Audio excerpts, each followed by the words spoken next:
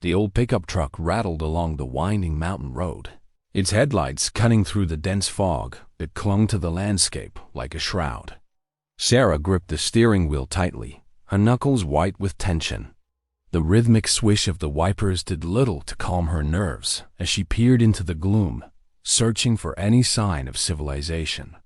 As a seasoned investigative journalist, Sarah had chased countless leads across the country, but this assignment felt different. The whispers of a town that had banned all mirrors decades ago had piqued her curiosity, drawing her to this remote corner of the world. But now, as the darkness pressed in around her, she couldn't shake the feeling that she was driving towards something far more sinister than a quirky, local ordinance. The truck's radio crackled with static, occasionally catching fragments of distant broadcasts. Sarah reached out to adjust the dial, her fingers brushing against the rearview mirror. She paused, realizing it was the last reflective surface she might see for a while. Her own tired eyes stared back at her, dark circles, a testament to the long journey. For a moment, she thought she saw something shift in the shadows behind her reflection, but she blinked, and it was gone. Finally, a sign emerged from the mist. "Welcome to Shadowbrook, where reflections rest." The faded paint and weather-worn wood spoke of a town long isolated from the outside world. Sarah's heart raced as she guided the truck down the main street, her eyes darting from building to building. Every window was covered with heavy curtains or wooden boards, and not a single pane of glass caught the glow of her headlights. She pulled up to the only building showing signs of life, a small inn with a flickering porch light. As Sarah stepped out of the truck, the silence of the town pressed in on her. No distant traffic, no humming streetlights, just the soft crunch of gravel under her boots and the pounding of her own heart. The inn's door creaked open before she could knock, revealing an elderly woman with deep-set eyes and a wary expression. "You must be the journalist," she said, her voice barely above a whisper. "Come in quickly. It's not safe to linger outside after dark." Sarah followed the woman into a dimly lit lobby. Oil lamps cast dancing shadows on the walls, and she noticed that every mirror or reflective surface had been carefully covered or removed. "I'm Margaret," the innkeeper said, leading Sarah to a small desk. "We don't get many visitors here in Shadowbrook. I hope you understand the precautions we must take."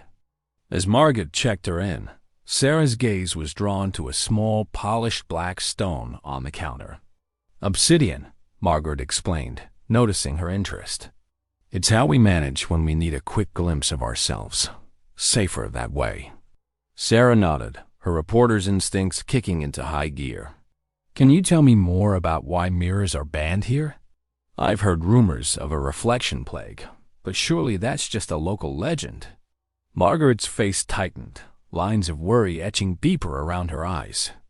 "Some things are better left in the past, dear. You'll find most folks here don't like to talk about it. But if you must know, ask old Tom at the library tomorrow.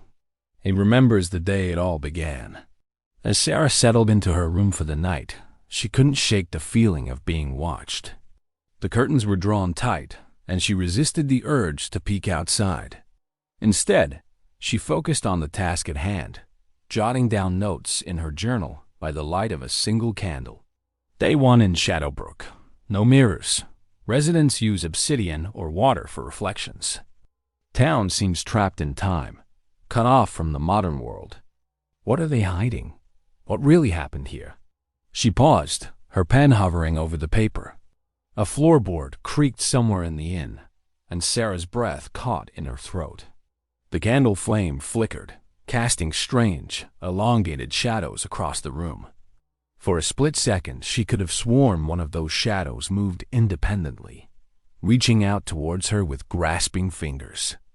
Sarah shook her head, forcing herself to take deep breaths. "It's just your imagination," she muttered. "You're letting the atmosphere get to you." But as she tried to focus on her notes again, she couldn't shake the nagging feeling that coming to Shadowbrook might have been a terrible mistake. The next morning dawned gray and misty, the sun a pale disk barely visible through the cloud cover.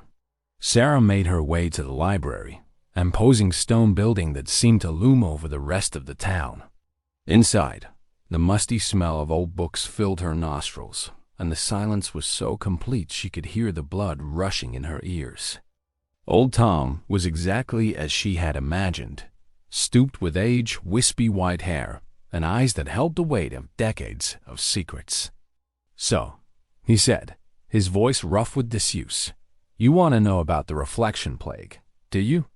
Sarah leaned in, her digital recorder at the ready. "Please, Mr. Tom, what really happened here?" The old man's gaze seemed to look through her, focused on some distant memory. It was 1952. A traveling salesman came to town with a truckload of mirrors. Said they were special, showed you your true self. We were all so excited. But then, he trailed off, his hands trembling slightly. "Then what?" Sarah prompted gently. "People started seeing things in those mirrors. Terrible things. Not just themselves, but others. Twisted versions of their loved ones, monsters wearing familiar faces. And the longer they looked, the more real those reflections became." A chill ran down Sarah's spine as old Tom continued his tale. He spoke of people driven mad by what they saw, of families torn apart. End of the day, the town council made the decision to destroy every mirror and reflective surface they could find. As Sarah left the library, her mind reeling from old Tom's story, she couldn't help but feel a creeping sense of dread. The town seemed different now, the shadows deeper, the silence more oppressive. She found herself avoiding puddles on the street, averting her eyes from any surface that might show even a hint of her reflection. That night, as she lay in bed, unable to sleep, Sarah's thoughts raced. Was the reflection plague real, or just an elaborate hoax? And if it was real, what did it mean for her investigation? She tossed and turned, the unfamiliar creaks and groans of the old inn keeping her on edge. A soft scratching sound from the corner of the room made her bolt upright. Sarah's eyes strained in the darkness, her heart pounding. The sound came again, closer this time. With trembling hands, she reached for her phone, using its dim light to scan the room. Nothing seemed out of place, but as she turned to set the phone down, something caught her eye. A small patch of the wallpaper had peeled away in the corner, revealing a sliver of what looked like an old mirror underneath. Sarah's breath caught in her throat. She knew she should look away, cover it up, pretend she never saw it. But curiosity, that relentless drive that made her such a good journalist, pushed her forward. She peeled back more of the wallpaper, revealing a cracked, dusty mirror. For a moment, all she saw was her own wide-eyed reflection staring back at her. Then, slowly, horrifyingly, her image began to change. Her features twisted, elongated, becoming something inhuman and terrifying. But it wasn't just her reflection that was changing. In the background, she could see other faces emerging from the shadows. Grotesque, monstrous versions of the townspeople she had met. Sarah stumbled back. A scream caught in her throat. She blinked hard, praying it was just her imagination. But when she opened her eyes, the horror remained.